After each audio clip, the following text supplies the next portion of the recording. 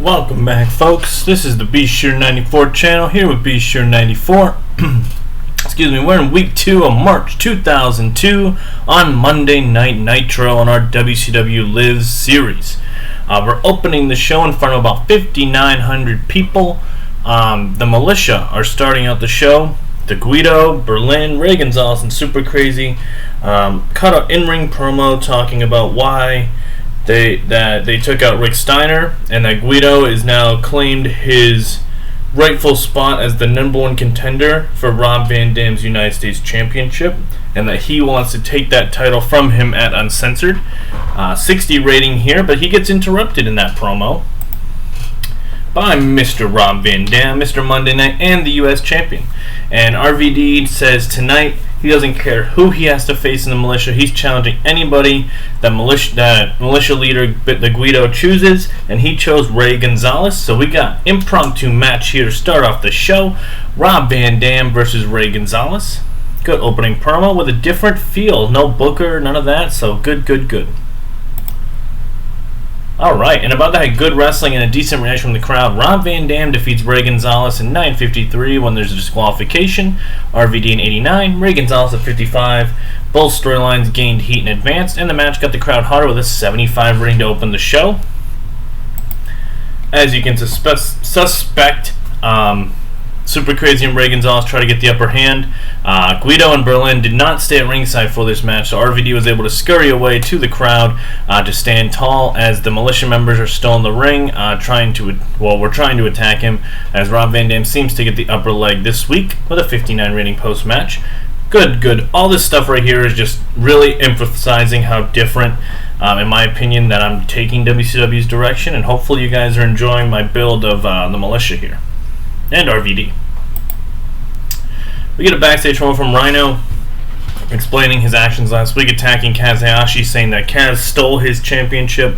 The rightful TV champion is me, the War Machine Rhino, that I should be the television champion. So Kaz Hayashi, I know you're not here tonight because of what I did to you last week, but I know we can't fight for the TV title on Uncensored due to rulings of the championship, but next week I want my title rematch against you, Kaz Hayashi, and if you don't show up, I will be declared the new WCW television champion like I already should have been. 54 rating there. And in a decent match, Rhino defeats Scott Taylor in 7:56 with a gore. Rhino at 66, Scott Taylor at 52, 61 rating overall. Good solid win for Rhino in a singles bout as he goes towards his TV title rematch, and gives Scott Taylor an opportunity to have a solo match without being in a tag, since we already had 2 tag matches on this card. Good stuff out of both guys.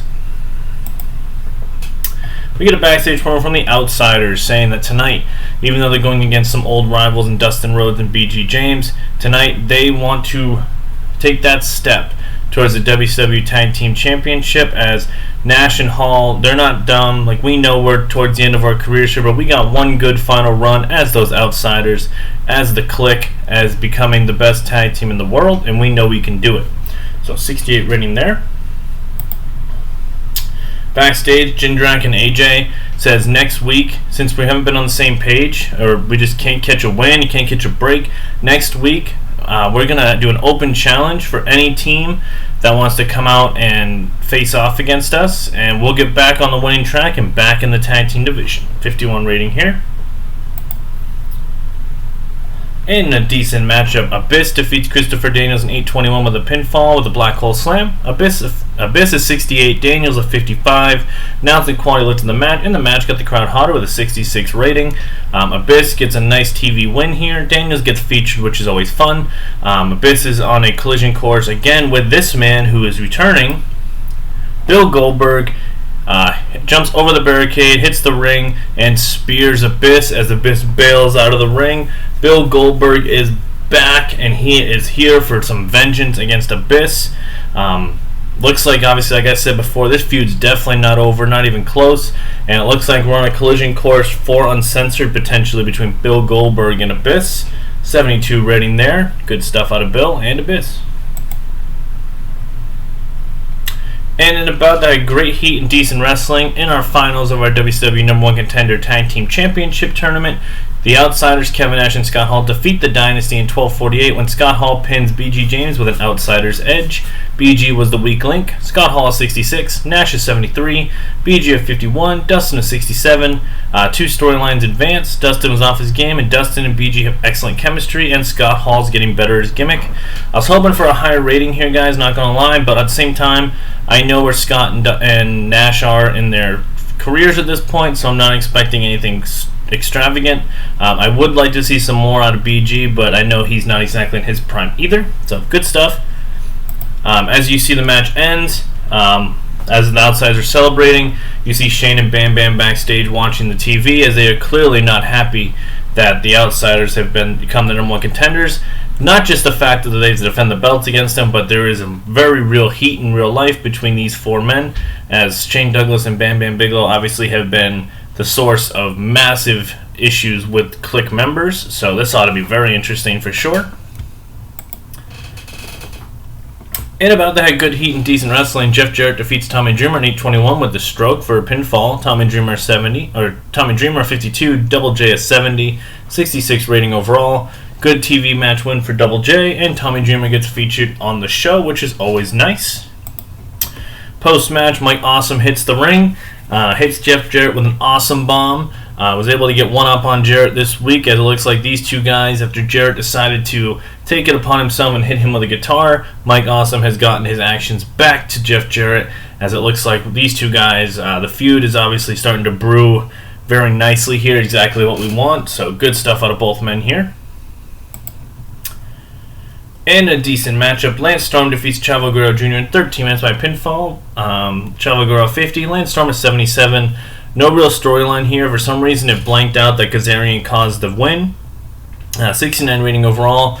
Two just great in-ring workers. Nothing I can say here besides it keeps building up Chavo and Kazarian, and Lance Storm gets a nice TV win. And terrible segment here, but that's okay. Frankie Kazarian goes after Chavo, and a hair versus hair match has been made for Uncensored. And in our main event of the evening, remember last week we talked about the ramifications of this match. So if Booker and Kanyon won, Booker chose the match for Uncensored. DDP and Ray wins, Ray chooses the match. So let's get to it, shall we?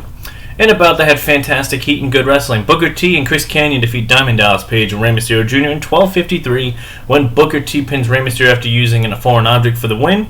PDP was the weak link, but I mean that's not really hard there. Kanyon is 67, Booker is 75, Ray is 77, DDP of 57.